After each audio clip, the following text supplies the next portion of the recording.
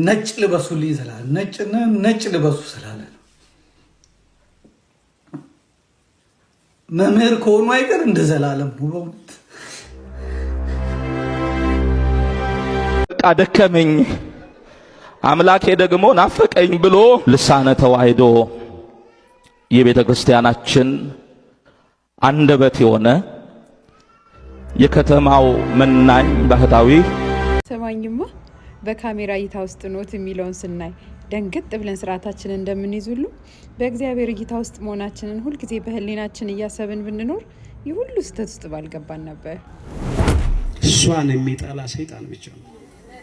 ሰይጣን አይወዳትም፣ በፍጹም አይወዳት፣ መቼም ሊወዳት አይችልም። ሰላም ጤና ይስጥልን ክቡራንና ክቡራት የአዳም ቲዩብ ቤተሰቦች፣ በመምህራችን በመምህር ዘላለም ወንድሙ እረፍት ምክንያት ብዙዎች የምስክርነት ቃላቸውን እየሰጡ ነው። በእውነት እግዚአብሔር በሚያውቀው አንዳንዶች ምን እያሉ ነው የመሰከሩት? ከተማ ውስጥ የሚኖር ባህታዊ፣ ከተማ ውስጥ የሚኖር መነኮስ። አንዳንዶቹ ምንድነው ያሉት? ከተማ ውስጥ የሚኖር ከበቁ አባቶች አንዱ ከተማ ውስጥ የሚኖር መናኝ እያሉ ምግባሩን በበጎ ሲጠቅሱና ሲመሰክሩለት ታይተዋል። እንግዲህ የስርዓተ ቀብሩም እንዲከናወን ኮሚቴ ተዋቅሮለታል። ከኮሚቴዎቹ መካከል በምስሉ ላይ ያቀርብላችኋለሁ። መምህር ጳውሎስ መረዋ መልካ ስላሴ ማለት ነው። ጳውሎስ መልካ ስላሴ የሚመራው መጋቢ አዲስ ሸቱም አሉበት። አሸናፊ ገብረ ማርያምም አለ። እንግዲህ የሱ በመካከል መገኘቱ ለኔ ግራ አጋብቶኛል። እስካሁን ድረስ ከምንፍቅናው ዓለም ያልጸዳና በዛው እይታ ውስጥ በተንሸዋረረ እይታ እንድናየው ያደረገን እስካሁን ያልጸዳ እንግዲህ እነ በጋሻውን ኮትኩቶ አሳድጎ እንዲወጡ ያደረገ ሲሆን አሁንም በዚያው መልክ እየታየ ያለ ነው። የሚገርማችሁ እንደው ወደ ሌላ ገባህ እንዳትሉኝ እንጂ በቅርብ ጊዜ ያሳተመው መዝሙር አለ። ዘፈን የሚሸት ግጥሙ ከዓለማዊ የመጣ ወደ ፕሮቴስታንት ያዘመመ በተለይ ለነሱ የሚቀርብ አይነት መዝሙር፣ እሱም በሌላ ጊዜ ያቀርብላችኋለሁ እና አንዱ ኮሚቴ እሱ ነው። ኤኒዌይስ ለማንኛውም ችግር የለውም።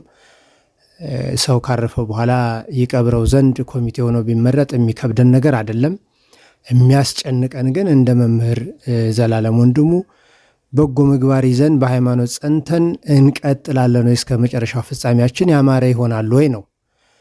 ስለዛም ነው እሱን ያነሳሁት እና ፍጻሜውንም ያሳምርለት እላለሁ። ከባድ ነው ሰውየው። እስኪ ወደፊት እናየዋለን እሱንም እና በቅድስተ ማርያም ቤተክርስቲያን ላይ ኮሚቴዎች ተዋቅረው የቀብር ስነ ስርዓቱ በቀጣይ እንደሚገለጽም ተናግረዋል። የሽኝት ስርዓቱም በዛው እንደሚከናወን ተናግረዋል። ከምስክሮቹ ቃላቶች እስኪ ቅናት ቢይዘንና መንፈሳዊ ቅናት ቢይዘን እኛም እንደሱ ሆነን አገልግለን እናልፍ ዘንድ ቅናት ቢይዘን አንዳንድ ቪዲዮዎችን አቀናብሬ አቅርቤላችኋለሁ። እስኪ በፈጠራችሁ ላይክ፣ ሼር፣ ሰብስክራይብ አድርጉት። ክርስቲያኖች ኧረ ተው ፈዘናል። ስለ ቤተ ክርስቲያን የሚሰሩ ቪዲዮዎችን ላይክ አናደርግም፣ ሼር አናደርግም፣ ሰብስክራይብ አናደርግም እና ስለ ወሬ ብቻ ነው መሆን ያለበት።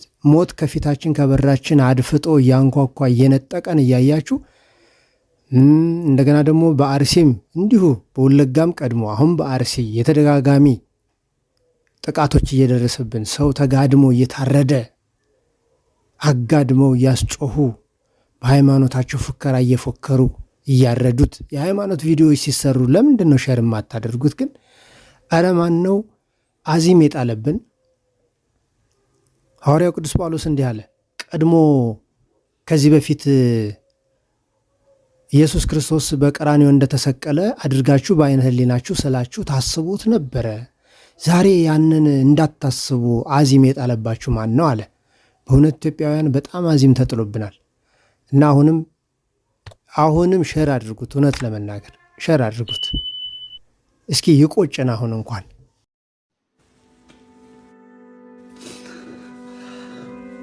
ነጭ ልበሱልኝ ስላለ ነጭ ልበሱ ስላለ መምህር ከሆኑ አይቀር እንደ ዘላለም ነው።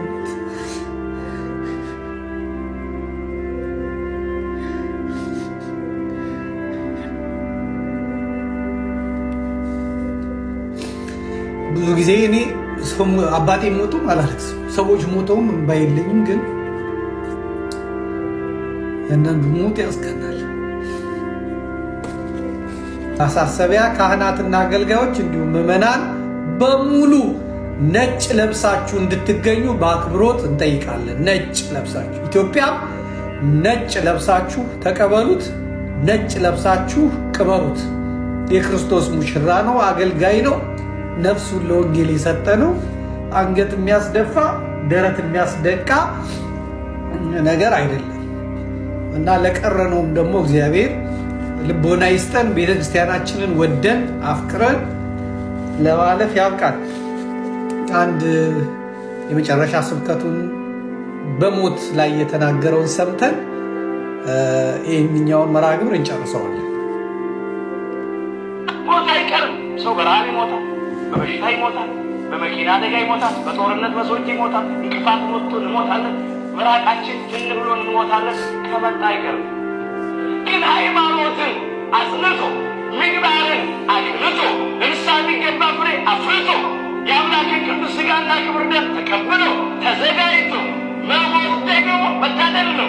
ሞት እረፍት ነው። ሥጋችንን ነው የሚገድሉት፣ ነፍሳችን እንዴት ያገኟል?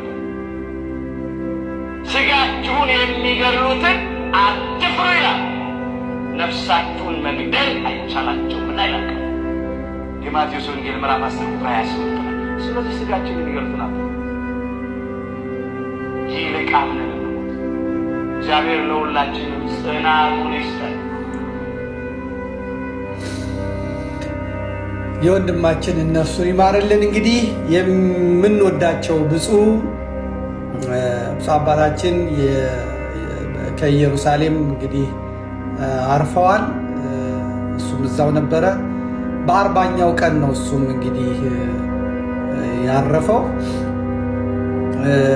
እንደምታያቸው ሁለቱም ደግሞ ወደ ቀራንዮ መስቀል ተሸክመው ነበር የሄዱት። ይሄ የመጨረሻቸው ሆኗል ማለት ነው። መስቀሉን ተሸክመው አባትና ልጅ ተጠራርተው ሄደዋል። ብፁዕ አቡነ ዕንባቆም ይቆጨኛል እንደሚያሳክመኝ ባጣ ለዘመዴ ነግረዋለሁ እንዳሉ ነው ቀሲስ ሱራፌል የነገረኝ እና አባቴ ናቸው። ኢየሩሳሌም ሲሄድ ያስተናገዱኝ ቤተልሔም ቅዱስ ገብርኤል ይሄን ጊዜ እኔ እንደ ሕዝብ እንደ ጎብኝን የመጣሁት ነገር ግን በፍጹም ብለው አውደ ምሕረት ላይ ወጥተ ቃሉን ተናገር ያሉኝ አባቴ፣ የሚያውቁኝ የሚወዱኝ አባቴ ናቸው። ሰዎች እንኳን እዛ ሄደው እንደው ዘመድኩን ነው በሉ ብያቸው የኔን ወዳጆች በጣም የሚያስተናግዱልኝ አባት ነበሩ። እንግዲህ የብፁዕ አባታችን በረከታቸው ይደርብን። ወንድማችንም ደግሞ በአብርሃም በያዕቆብ በይስሐቅ እቅፍ ያኑርልን። ነገር ግን ደግሞ ስናለቅስላቸው አንገኝም። ነጭ ለብሼን የመጣሁት ነጭ አድርጌን የመጣሁት ከላ አልለብስም። ስናለቅስላቸው አንኖርም። ደረት ነፍተን ቀና ብለን እውነትን ሀቅን እንጋፈጣለን። እነሱ የሚፈልጉት ጥቁር እንድንለብስ እንድናለቅስ ነው። ነገር ግን በዘላለም ስናለቅስ አንገኝም። ነጭ ለብሼን የመጣሁት ዛሬ መምህር ዘላለም ወንድሙ አሜሪካን ሞቷል። ቀብሬ ላይ የምትመጡ ሰዎች አንድ ሰው ሽኝቱ ላይ የሚመጡ ሰዎች አንድ ሰው ጥቁር እንዳይለብስ ተብሏል። ጥቁር እንዳይለብስ ተብሏል። የመከራ ዘመናችን ማለቅ አለበት። ቀና ብለን የምንሄድበት ለሌላ ቁጭት የምንነሳበት እንጂ ጥቁር ለብሰን የምንልበት ዘመን መኖር የለበትም። እነሱ የሚፈልጉት ይሄንን ስለሆነ ማለት ነው። አላደርገውም። እኔ ከዚህ በኋላ አላለቅስም። በዩቲዩብም በቲክቶክም በቴሌቪዥን አላለቅስም። እንደገናም ደግሞ ከል አልለብስም፣ ጥቁር አልለብስም። ይኸው ነው ያለው። እናም እንግዲህ ዘመድኩን በቀለ በእውነት ለመናገር እኔ ቤተሰቦች እንኳን ሲሞቱ ሲያርፉ እንደዚህ አልቅሼ አላቅም። እንባ አይወጣኝም። ሰው ሲሞት በጣም ያለው ሰማለሁ፣ ግን እንባ አይወጣኝም። አሁን ግን ልቋቋም ያልቻልኩት እንባ በመምህር ላይ በደረሰው ህልፈተ ህይወት መቋቋም አልቻልኩም አለ። ይሄም ያደረገው ምንድን ነው? መልካም አስተምሮ መልካም ምግባሩ ከልጅነት እስከ እውቀት ድረስ እስከ ፍጻሜው ድረስ የጸና ሆኖ የተገኘ ሃይማኖተኛ የኦርቶዶክስ አስተማሪና አርአያ የሚሆን ሰው ሆኖ ስለተገኘ ነው። እንግዲህ መልካም ፍሬ በምድር ላይ ካፈራ አንድ ሰው እስከ ፍጻሜው ድረስ የጸና ሆኖ ሲጓዝም ሲሄድም ስም ያተርፋል። እንግዲህ በዓለማዊ ስንመለከተው ስም ከመቃብር በላይ ይውላል ይባላል። በመልካም ነገሩ ሲወሳ ይኖራል። በመንፈሳዊ ሲባል ደግሞ ዝና ውዳሴ ከንቱ ነውና የሚሰራቸው ስራዎች ቀድሞ የተደበቁ ይሆናሉ። መንፈሳዊ ሰው የሚሰራውን ስራ ደብቆ ነው የሚያደርገው። ዛሬ በስውር የሰራኸውን ነገ በግልጽ አምላክ ይከፍልሃል ነው የሚለው። ስለዚህ ይህ መምህር ወንድማችን ዘላለም ወንድሙ በድብቅ 200 ሕፃናትን ያሳድግ ነበረ፣ ይረዳ ነበረ። የሚልሱት የሚቀምሱት የሌላቸው የተቸገሩትን 200 ሕፃናትን ማንም አያውቅም። ይህ የወጣው አሁን ካረፈ በኋላ ነው። እንዲታወቅበትም ስለማይፈልግ ነው ይህን ደብቆ ትሩፋቱን በጎ ነገሩን ያደርግ የነበረው። ከዛም ብዙ ነገሮች አሉ።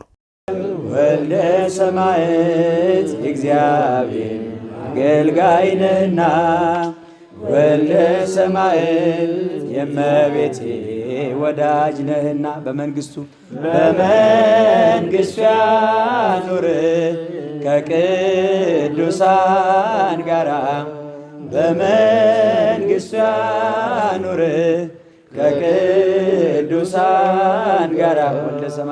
ወልደ ሰማዕት የእግዚአብሔር አገልጋይ ነህና፣ ወልደ ሰማዕት የእግዚአብሔር አገልጋይ ነህና፣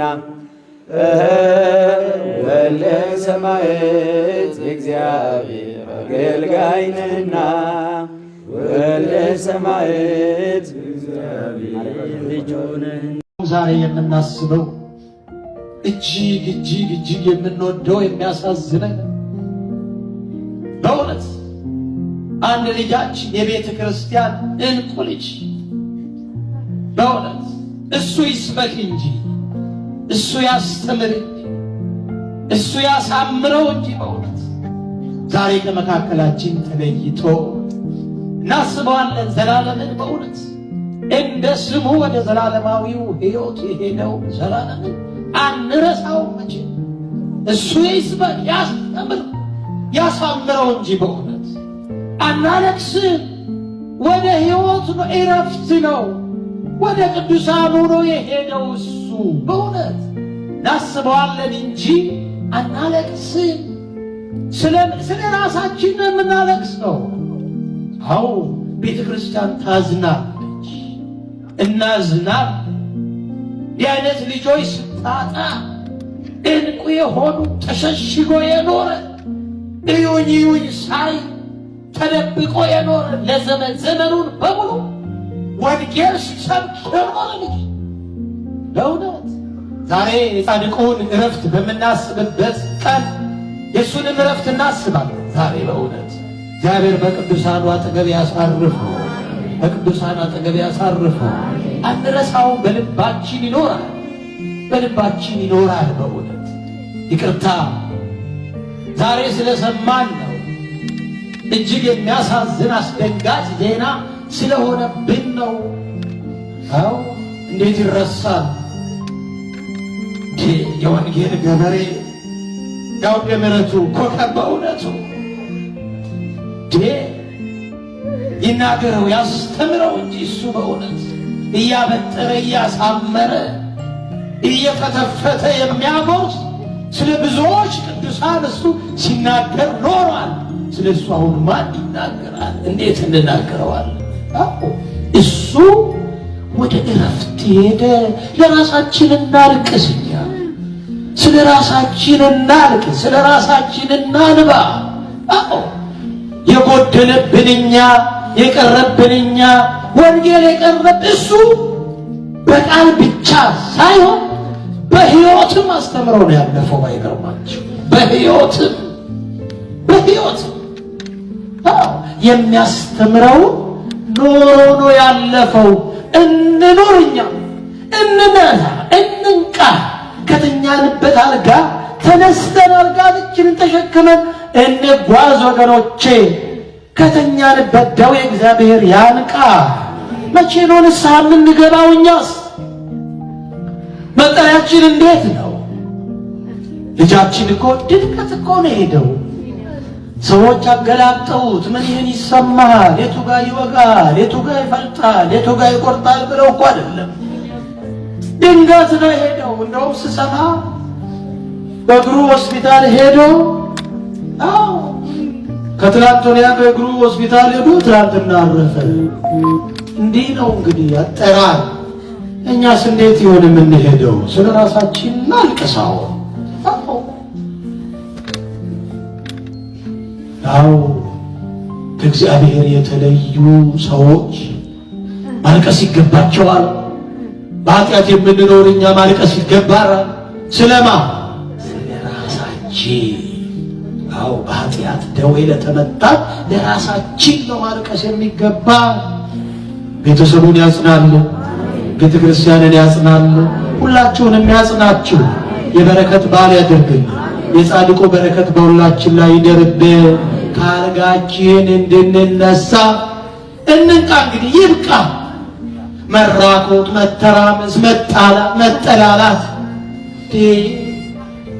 ፍቅር ጠፋ።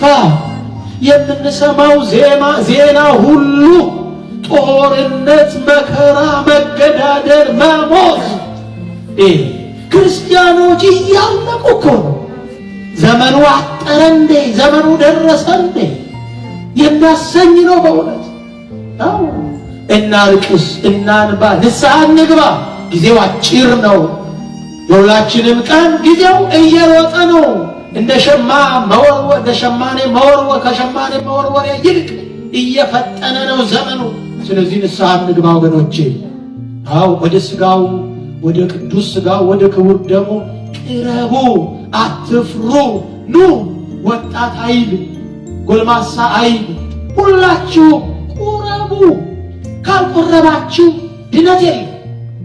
ንስሐ ካልገባችሁ፣ ቅዱስ ስጋውን ክቡር ደሙን ካልተቀበላችሁ ድነት የለም።